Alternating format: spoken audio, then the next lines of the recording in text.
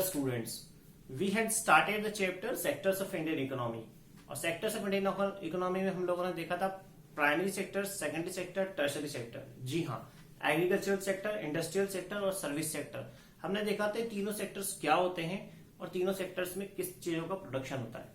हम लोग आगे इसके बाद में देखे थे कि कैसे ये सेक्टर्स जो होते हैं तीनों एक दूसरे पर इंटरडिपेंडेंट होते हैं।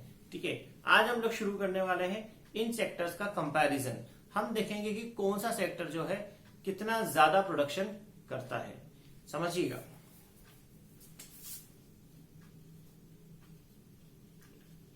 Comparison of the three sectors, comparison of the three sectors. तो तीनों सेक्टर का जो कंपैरिजन हम लोग कर रहे हैं, तो सबसे पहली जो प्रॉब्लम जब हमारे गवर्नमेंट ने, जब इन्होंने सोचा होगा कि कंपैरिजन किया जाए, तो उनके दिमाग में आई होगी सबसे बड़ी प्रॉब्लम, दे थॉट कि अगर भैया गेहूं को लोहे से कंपेयर करना है कैसे करोगे। ठीक है, तो एक डिफिकल्टी आ रही थी कि गुड्स को गुड्स से कंपेयर करने में डिफिकल्टी थी उनको। तो what idea they, how did they overcome of this problem. तो in order to overcome this problem what they did, rather than comparing the goods, they started comparing the value of goods, है ना। तो rather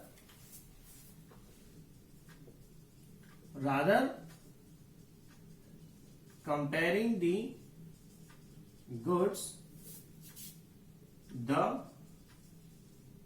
value of the goods should be compared। अब थोड़ी सी problem solve हो गई। पहले गेहूं को लोहे से कंपेयर करना था, स्टील से कंपेयर करना था, डिफिकल्ट आई थी। अब गेहूं की प्राइस को स्टील की प्राइस से कंपेयर करना है, जो कि इजी हो जाता है। आप भी समझ सकते हैं, क्योंकि अब हमारे पास में एक यूनिफॉर्म चीज आ गई, रू आ गई पैसा। पैसे से तीनों चीजों को कंपेयर किया जा सकता था कि कौन सा सेक्टर जो है ज्यादा पैसा कमा रहा है, कौन सा सेक्टर जो है कम पैसा कमा रहा है। इस तरह से तीनों सेक्टर को कंपेयर करना थोड़ा सा आसान हो गया। तो पैसा, अब फाइनेंशियल मतलब हम लोग बात कर रहे हैं value of final goods, value of goods actually. तो गुड्स भी कौन सा, ये बात भी डिपेंड कर देती। गुड्स की वैल्यू कंपेयर करना है। ठीक है, इसको समझने के लिए एग्जांपल हम लोग समझते हैं, हमारी बुक में भी दिया हुआ है। तो हम लोग देखते हैं कि एक फार्मर है जो वीट प्रोड्यूस करता है साहब। ठीक है, एक फार्मर है जो वीट प्रोड्यूस करता है। ये फार्मर अपना वीट जो है ना, इसने मान लेते हैं हम लोग कि इसने एक फ्लोर मिल को दे दिया। ठीक है, और उस फ्लोर मिल ने क्या किया, उस वीट को जो था एक बिस्किट मैन्युफैक्चरिंग कंपनी को दे दिया, एक बिस्किट मैन्युफैक्चरिंग कंपनी को दे दिया। तो समझते हैं कैसे क्या हुआ। मान लीजिए फार्मर के पास में था 10,000 केजी वीट। ठीक है, इस 10,000 केजी वीट में से इसने 5,000 केजी वीट जो था, है ना, या हम बोलते 6,000 केजी वीट जो था, है ना, एक फ्लोर मिल को दिया। और इस 6,000 केजी वीट में से जो था, फ्लोर मिल ने क्या करा, बिस्किट मैन्युफैक्चरिंग कंपनी को सिर्फ 5,000 केजी वीट ही दिया। आप लोगों सर कम क्यों कर रहे हो, बता रहा हूं कम क्यों कर रहा हूं। इसका जो बचा हुआ 4,000 केजी था, ये इसने डायरेक्ट कुछ लोगों को दे दिया, जो लोग गेहूं डायरेक्ट खरीदते हैं उन लोगों को दे दिया, है ना।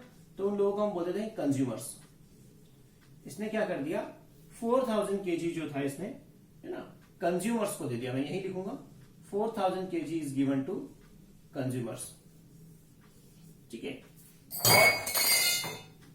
और ये जो फ्लोर मिल वाला था, इसके पास 6,000 केजी था, तो इसने भी क्या करा, इसका 1,000 केजी जो था ये भी इसने कंज्यूमर्स को दे दिया।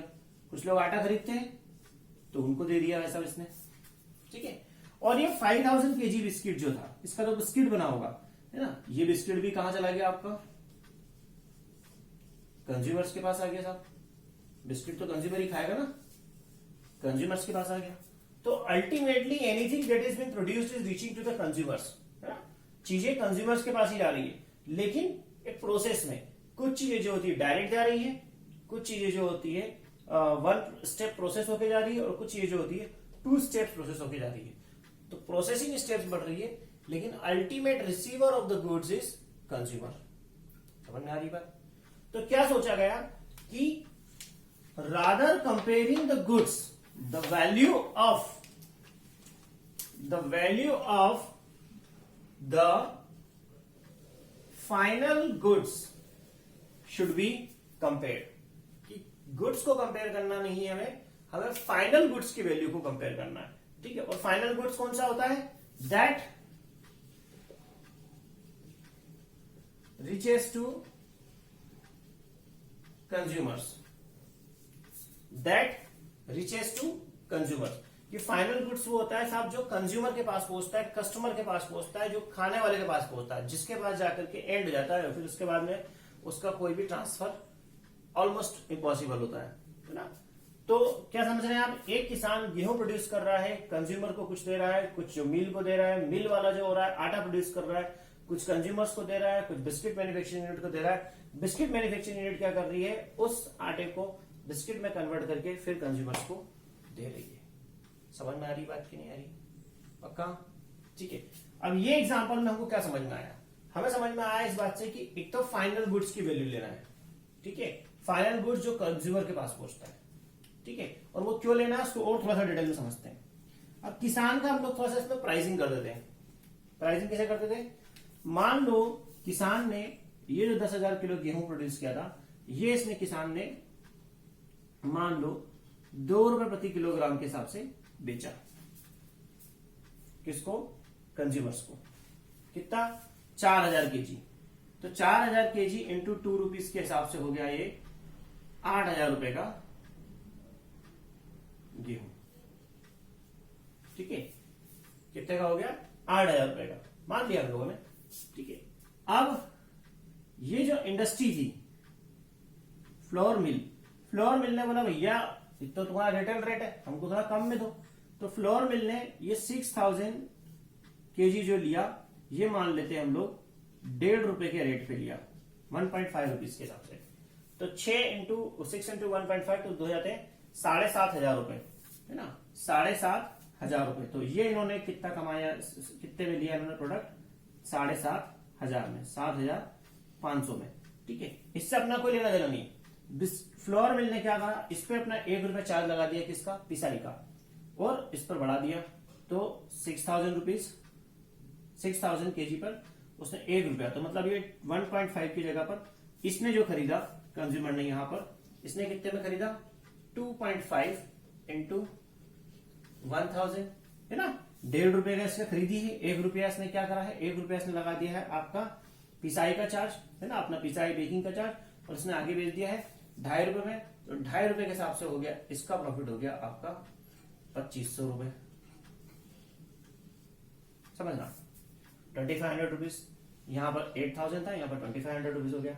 ठीक है, अब इसने क्या करा? बचा हुआ जो मतलब 5,000 केजी जो इसके पास में था, इस 5,000 केजी का इसने क्या किया? 5,000 केजी को उसने, है ना, बिस्किट में कन्वर्ट किया। तो ये 5,000 केजी जो इसने खरीदा होगा, मान लो इसने जो था इसी से बंदे से खरीदा, आटा खरीदा, और आटा इसने खरीदा मान लो 2 रुपए की प्राइस में खरीद लिया इसने, है ना। तो 2 रुपए इसका खरीदी मूल्य हो गया, है ना, मतलब 10,000 रुपीज का इसने खरीदा। अब इसने क्या करा? बिस्किट बना दिया। ठीक है, इसने 6 रुपीज पर केजी के हिसाब से बेच दिया। तो 6 इंटू 5,000 दैट बिकम्स 30,000 रुपीज। तो 30,000 रुपीज बिस्किट वाले का बेनिफिट हो गया। अब समझते हैं हम लोग कस्टमर के पास क्या पहुंचा। कुछ कस्टमर्स ने 8,000 रुपए का गेहूं खरीदा, कुछ कस्टमर्स ने 2,500 रुपए के आटा खरीदा, और कुछ कस्टमर्स ने 30,000 रुपए का बिस्किट खरीदा। तो फाइनल गुड्स डिफरेंट हो रहा है। यहां पर गेहूं है, यहां आटा है, यहां बिस्किट है।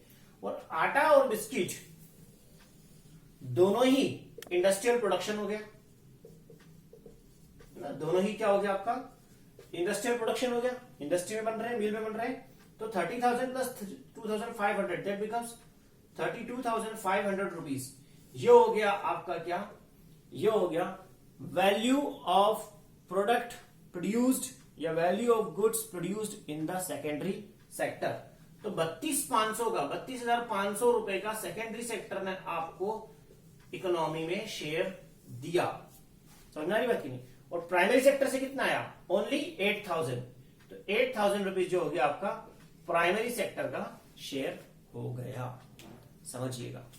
टोटल गेहूं जो था, है ना, टोटल जो प्रोडक्शन हुआ, अगर हम तो टोटल इकोनॉमी को देखा जाए तो 32 प्लस 8 ना 40,500 रुपीज का प्रोडक्शन टोटल हुआ है, और 40,500 रुपीज में से 32,500 रुपीज जो होता है सेकेंडरी सेक्टर का शेयर है, जबकि 8,000 रुपीज जो है वो सिर्फ प्राइमरी सेक्टर का शेयर है। समझिएगा। आप बोलोगे सर ये भी तो प्राइमरी नहीं बनाया था, ये भी तो प्राइमरी नहीं बनाया था, आपने पूरे 10,000 को 2 से मल्टीप्लाई क्यों नहीं किया, है ना, या आपने ऐसा करना था ना सर 10,000 में से 4,000 को 2 से करना था, इसको आपको बोले सर इसकी कॉस्टिंग जोड़नी थी 8,000 प्लस 7,500 प्लस 10,000, बोले आपको ये जोड़ना था सर प्राइमरी सेक्टर के लिए, तो ये गलत है। अगर मैं 8 और 7 15 और 10 25,500 रुपए प्राइमरी सेक्टर का शेयर मान लूंगा मेरे बेटा, तो 25,500 निकला तो इसी 32,500 में से था ना। सोचो, अगर मैं इसको ऐसा जोड़ू तो 25,500 रुपए अगर प्राइमरी सेक्टर का शेयर मान लू और सेकेंडरी सेक्टर का 32,500 आ रहा है, तो 25,500 32,500 मतलब सिर्फ 7,000 रुपए जो होता है फिर बचता है बीच में, है ना, और गड़बड़ हो जाती है ना पूरी। एक ही चीज की प्राइसिंग डबल डबल नहीं हो रही, समझना। बिस्किट वाले के प्रॉफिट में आटे की कॉस्ट जुड़ गई ऑलरेडी, आटे वाले के प्रॉफिट में गेहूं की कॉस्ट ऑलरेडी जुड़ी हुई है, तो हम लोग डबल डबल क्यों करें? पहले हम पूरे गेहूं की जोड़े कॉस्ट, फिर आटे की भी अलग से जोड़े, फिर बिस्किट की भी जोड़े, तो ये तो गड़बड़ हो जाएगा ना। सभी जगह गेहूं तो यूज हो रहा है, तो we can not do that. हमें क्या करना है, हमें सिर्फ फाइनल गुड्स जो कस्टमर के हाथ में आ रहा है, कंज्यूमर के हाथ में आ रहा है, उसी की वैल्यू को कैलकुलेट करना है ना। उसके पहले की जितनी प्रोसेस है, जैसे शर्ट मेरे पास में आया, तो इस शर्ट के मेरे पास आने के पहले की जितनी प्रोसेस है उन सब की वैल्यू खत्म। अगर मैंने इसको 1,000 रुपीज में खरीदा है तो 1,000 रुपीज मेरी जो होगी इसकी वैल्यू ऐड की जाएगी। फिर ना मैं कॉटन की वैल्यू ऐड करूंगा, ना मैं धागे की वैल्यू ऐड करूंगा, ना मैं इसकी डाइंग की वैल्यू ऐड करूंगा, ना किसी चीज की वैल्यू ऐड नहीं करूंगा, मैंने तो शर्ट की वैल्यू ऐड करनी है। समझ में आ रही बात नहीं आ रही? और फिर इस तरह से देखा तो शर्ट जो जाएगा सेकेंडरी सेक्टर का हिस्सा हो जाएगा, और जो कॉटन जहां से शर्ट बनकर के आया था कॉटन की वैल्यू वहां पर 0 काउंट होगी, समझना, क्योंकि सारे के सारे कॉटन का शर्ट बन गया। उसी प्रकार अगर ये किसान सारा के सारा गेहूं जो है बिस्किट मैन्युफैक्चरिंग यूनिट को डायरेक्टली बेच देता, तो किसान का मतलब प्राइमरी सेक्टर का शेयर होता 0, प्राइमरी सेक्टर का शेयर होता 0। समझ में आ रही बात की नहीं आ रही, है ना। तो प्राइमरी सेक्टर का शेयर हो जाता पूरा के पूरा 0 0, और सारा के सारा जो होता, जो भी प्रोडक्शन होता पूरा के पूरा चला जाता है किसका, 40,500 रुपए का जो आपका शेयर जाता, वो जाता है किसका, बिस्किट मैन्युफैक्चरिंग यूनिट का। समझ में आ रही बात, समझ में आ रही बात कि नहीं आ रही? तो इस तरह से चीज जाती भाई साहब, और अब आपको मेरे ख्याल से फाइनल गुड्स का कॉन्सेप्ट समझ में आ गया है। Is it clear? अगर ये क्लियर है तो एक क्वेश्चन आता है हमारे पास में, और वो क्वेश्चन आता है 1 नंबर का एनटीएससी में, what does GDP stand for? GDP का मतलब क्या होता है? What does GDP stand for? GDP का मतलब क्या होता है? तो जीडीपी का मतलब होता है gross domestic product, gross domestic product. और साथ जीडीपी की डेफिनेशन क्या होती है? तो जीडीपी की डेफिनेशन होती है the sum total of the final goods that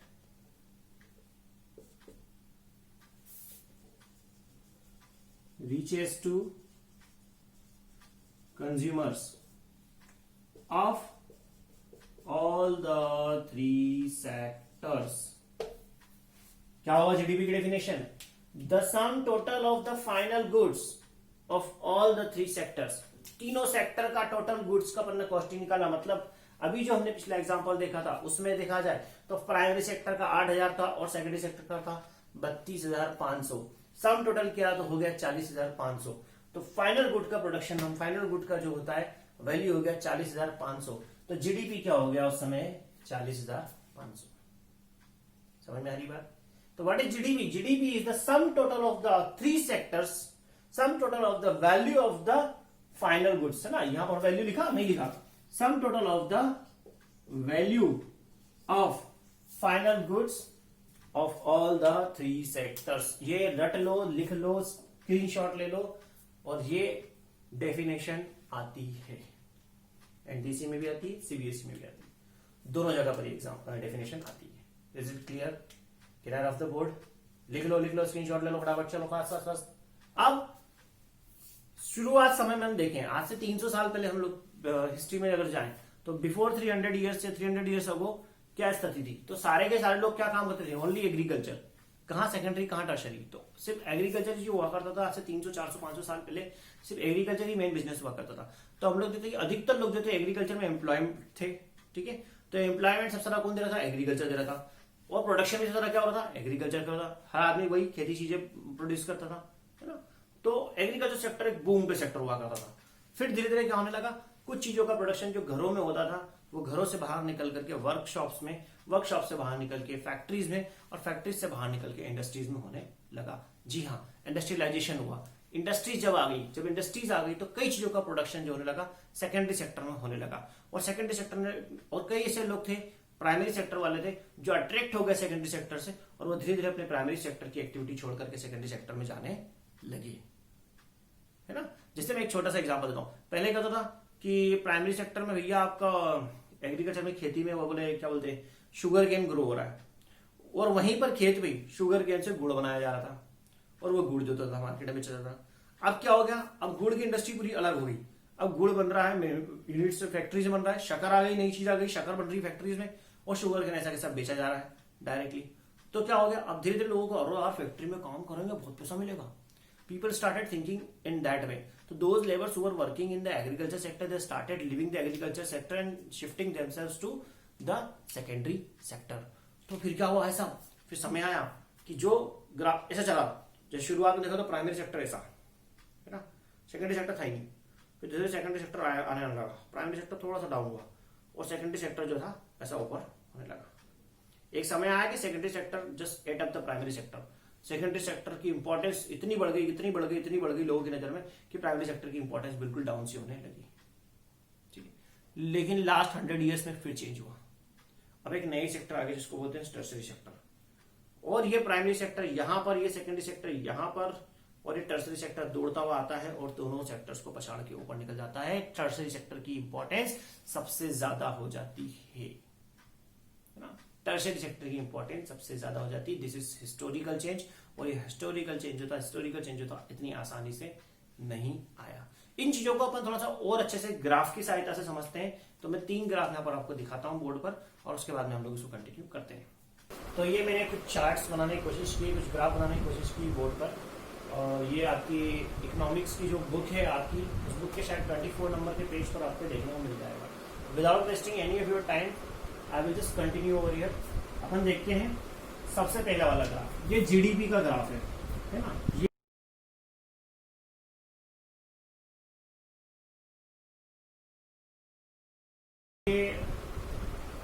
1000 crore में है ना, करोड़ में अपन इसको लेते हैं, ठीक है। तो 10,000 करोड़ 1973 का बात है, 19 ध्यान से देखिएगा, 1973 में प्राइमरी सेक्टर जो था जीडीपी का 10,000 करोड़ जो था वो प्राइमरी सेक्टर से आ रहा था। हमारी जीडीपी में 1973 में 10,000 करोड़ प्राइमरी सेक्टर से आ रहा था, समझिएगा। और 10,000 से थोड़ा सा कम, 10,000 यहाँ पर जा रहा है, इसको अपन मान सकते हैं ये हो जाएगा 18,000। दैट मीन्स 8,000 करोड़ जो आ रहा था, कहाँ से आ रहा था आपका, सेकेंडरी सेक्टर से। और 10,000 से थोड़ा सा ज्यादा, मतलब करीब 12,000 करोड़ जो आ रहा था, 12,000 करोड़ जो आ रहा था वो कहाँ से आ रहा था आपका, टर्शरी सेक्टर से। तो हम देख रहे हैं 1973 में हमारे पास क्या हो रहा है, प्राइमरी सेक्टर दे रहा है 10,000 करोड़ का बिजनेस, सेकेंडरी सेक्टर जो दे रहा है वो दे रहा है 8,000 करोड़ का बिजनेस, है ना, और टर्शरी सेक्टर जो दे रहा है वो दे रहा है आपका 12,000 करोड़ का बिजनेस, ठीक है। समझ में आ रही बात की नहीं है। ये 1973 का रेशियो, ये टोटल जीडीपी देखिए, तो भाई जीडीपी टोटल जाकर 30,000 करोड़ में जाकर अटक गई। 2003 में इसी चीज का रेशियो देखा जाए, 2003 में इसी चीज का रेशियो देखा जाए तो प्राइमरी सेक्टर दे रहा है आपको 50,000 करोड़ का बिजनेस, सेकेंडरी सेक्टर भी दे रहा है आपको 50,000 करोड़ का बिजनेस, और टर्शरी सेक्टर दे रहा है आपको 1,10,000 करोड़ का बिजनेस। देखिएगा आप लोग, डिफरेंस यहाँ साफ दिख रहा है। ये 50,000 करोड़ का बिजनेस है, ये 1 लाख, मतलब 1 लाख माइनस 50,000 तो जीबी बनता है 50,000 crore. It's a huge data, समझिएगा आप चीज को। तो जीडीपी कैसे राइज हुई है हमारी, हम लोग इधर उड़ गई, एकदम से लिफ्ट हुई है, ठीक है। और हमारे यहाँ की गवर्नमेंट बोलती है कि भाई साहब जो थी पॉलिटिकल पार्टीज कुछ नहीं करती थी, कांग्रेस ने कुछ नहीं किया, है ना, तो कुछ भी नहीं किया कांग्रेस ने, ये अपने आप ही हो गया, ठीक है। I am not favouring any political party, but I am saying कि हाँ, हम लोगों ने 70 साल में ऐसा तो नहीं, कुछ भी नहीं किया, वी हैव डेवलप्ड। हो सकता है जिस लेवल पे होना था उस लेवल पे नहीं हुए, there can be an number of reasons behind it, but ठीक है, हम लोग तो आगे बढ़ते हैं। और हम लोग इसी को परसेंटेज, इसी चीज को हम लोग परसेंटेज वाइज समझे।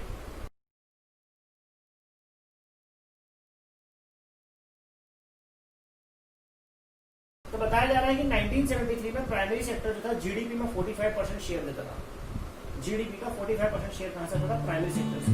20% शेयर आता था सेकेंडरी सेक्टर से, और 35% शेयर जो आता था आपका वो टर्शियरी सेक्टर से आता था। क्या बोल रहे हैं?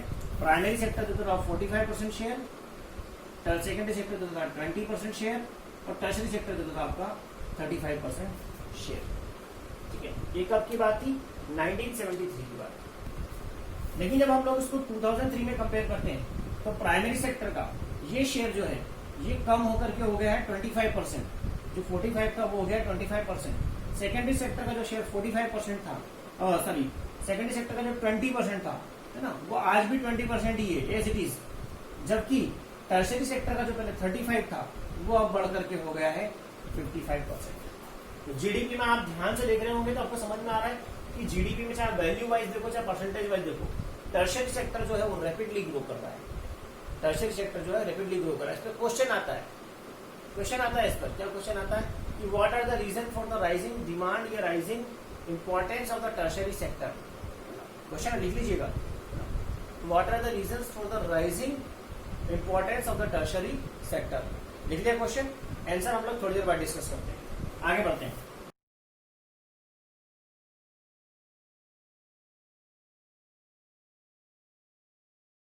तीसरा ग्राफ देखते हैं, ये बहुत ही रिवर्स है, बिल्कुल अपोजिट हो जाएगा इनके, समझना। एम्प्लॉयमेंट की बात कर रहे हैं तो 1973 में 75% people were employed in the primary sector, 10% people were employed in the secondary sector, only 10% sir ji, only 10%। 75% people were employed in primary sector, 10% people were employed in secondary sector, और only 15% people were employed in the tertiary sector. सिर्फ 15% लोग जो थे वो tertiary sector में employed थे। समझ में आ रही बात की नहीं आ रही है? तो ये हो रहा है आपका एम्प्लॉयमेंट का, कि एम्प्लॉयमेंट का परसेंटेज क्या था, कौन का एम्प्लॉयमेंट कितना था। तो primary sector was the huge employer, है ना, सबसे बड़ा एम्प्लॉयर था। ठीक है, जब हम 2003 में आए तो चीजें देखते हैं थोड़ी सी बदली। प्राइमरी सेक्टर का एम्प्लॉयमेंट हो गया 60%, सेकेंडरी सेक्टर का एम्प्लॉयमेंट हो गया 20%, जो पहले 10 था वो 20 हो गया, और टर्शियरी सेक्टर का एम्प्लॉयमेंट जो था वो हो गया 20%, जो 15% था वो बढ़ करके कितना हो गया 20%। तो there is a magic. See, primary sector आज भी हाईएस्ट एम्प्लॉयमेंट दे रहा है, लेकिन प्रोडक्शन वैल्यू आज भी प्राइमरी सेक्टर की कम होती जा रही है ना। एम्प्लॉयमेंट बढ़ रहा है लेकिन प्रोडक्शन कम हो रहा है। तो आपको नहीं लगता कि extra people are employed over there? समझना, एम्प्लॉयमेंट बढ़ा रहे हो आप लोगों को, और जॉब दे रहे हो, और आपके पास से प्रोडक्शन हो ही नहीं पा रहा है। तो अल्टीमेटली जो आप एम्प्लॉयमेंट बढ़ा है वो एम्प्लॉयमेंट जो है बड़ा है, या जो भी एम्प्लॉयमेंट जो है वो गड़बड़ है। मतलब या तो लोग कम किए जाना चाहिए, प्रोडक्शन बढ़ाया जाना चाहिए। ठीक है, दूसरी बात आप देख रहे हो ध्यान से, तो टर्शियरी सेक्टर पहले 15% था और आज 20%, जबकि टर्शियरी सेक्टर ने प्रोडक्शन में ह्यूज ग्रोथ कर दी, 35% से 55% तक पहुंच गया। तो जब टर्शियरी सेक्टर इकोनॉमी में शेयर बढ़ा दे रहा है, प्रोडक्शन में ग्रोथ कर रहा है, तो एम्प्लॉयमेंट कम क्यों है? सोचो, अगर उसका एम्प्लॉयमेंट बढ़ जाए तो क्या प्रोडक्शन और बढ़ेगा? बिल्कुल बढ़ेगा। या तो फिर ऐसा है कि वो लोग कुछ ऐसे इक्विपमेंट्स, ऐसी मशीनरी, ऐसे टूल्स पर काम करते हैं कि उनको एम्प्लॉयज की इतनी आवश्यकता नहीं।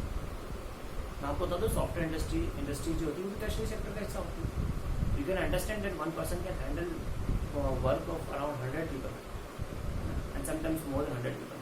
So this is how we can see that production के मामले में भले हमारा टर्शियरी सेक्टर आगे निकल गया, लेकिन आज भी एम्प्लॉयमेंट सबसे ज्यादा एग्रीकल्चर सेक्टर से ही है ना।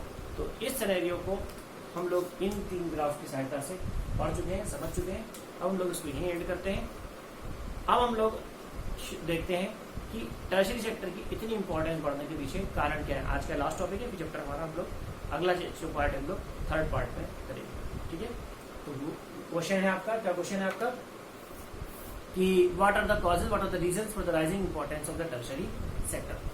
जी, तो हमारा अगला क्वेश्चन है कि what are the reasons for the rising importance of the tertiary sector. 4 reason है, समझिएगा। First, number 1, basic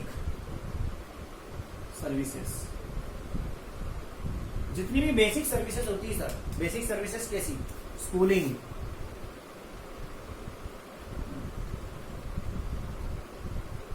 schools, hospitals, banks, post office etcetera, ये सारी किसका पार्ट है? All this basic services are the part of tertiary sector. Basic services जो हमें चाहिए होती है, they are the part of tertiary sector. और ये बेसिक सर्विसेज आज की तारीख में बड़ी इंपॉर्टेंट हो गई। रोटी कपड़ा मकान सभी की इनकी आदत हो चुकी है, ठीक है, तो इनकी इंपॉर्टेंस बहुत ज्यादा है, इनकी जरूरत बहुत ज्यादा है। सेकेंड रीजन आता है tertiary sector serves the other two sectors, creating wide opportunities। ठीक है, कि अगर टर्शरी सेक्टर नहीं होगा तो दोनों सेक्टर खत्म हो जाएंगे, हम लोग पहले ही पढ़ चुके हैं। तो दोनों सेक्टर्स को सर्व कौन करता है? टर्शरी सेक्टर सर्व करता है।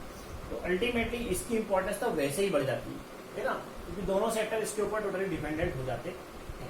ठीक है, समझ में आ रही बात। तीसरी बात,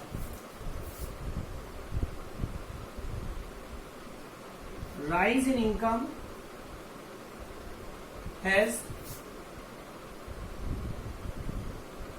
put the people to desire for luxury a part of tertiary sector। क्या हो रहा है? जैसे इनकम बढ़ रही है, आदमी की लग्जरी की इच्छा हो रही है, और आदमी को क्या चाहिए? और टीवी चाहिए, इंटरनेट चाहिए, गाड़ियां चाहिए, ये चाहिए, अब ये सब चाहिए। रेस्टोरेंट में जाना, मॉल्स में जाना, घूमना, खाना पीना, ये वो, घर में खाना, तो ये सब चीजें क्या हो रही, बढ़ रही है। इस चीजों के बढ़ने से क्या हो रहा है? टर्शरी सेक्टर की इकोनॉमी जो हो रही है ज्यादा बढ़ रही है, टर्शरी सेक्टर की ग्रोथ हो रही है, टर्शरी सेक्टर का पैसा बढ़ रहा है। समझ आ रही बात की नहीं आ रही? Tertiary sector is growing. ठीक है, अगली बात होती है, चौथी बात, many new services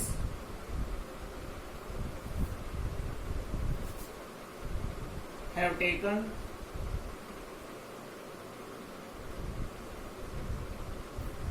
important place in human life। भाई साहब इंटरनेट आ गया, इंटरनेट आ गया, तो ऐसी कई चीजें आ गई है। इंफॉर्मेशन टेक्नोलॉजी न्यू सेक्टर आ चुका है, तो ऐसी कई चीजें आ चुकी है जो कि टर्शरी सेक्टर का हिस्सा है, और वो टर्शरी सेक्टर की इंपॉर्टेंस को और बढ़ाया जा रही है। तो ultimately these are the 4 reasons which you have to learn. आप इसका स्क्रीनशॉट लीजिए, जो भी करना है आपको करिए। पेज नंबर 25 पर ये ऑलरेडी दिए हुए हैं, है ना, तो आप वहां चाहे तो वहां से भी याद कर सकते हैं। तो इस तरह से हम लोग देखते हैं कि क्वेश्चन आता है कि what are the reasons for the rising importance of the tertiary sector. हम बोलेंगे the rising importance of the tertiary sector has been rising because of the various reason. First of all, the tertiary sector is the provider of the basic services which are essential for human being to live in today's era, like schools, hospitals, banks, post office, etc., etc. Okay. Tertiary sector also serves the both other two sectors. Okay, that is how its importance increases.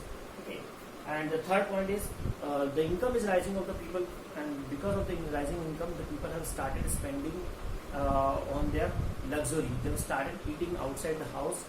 Okay, moving to the park, tourism has increased, and all these things are included in the tertiary sector. Okay, many new services have been introduced. Okay, like information technology.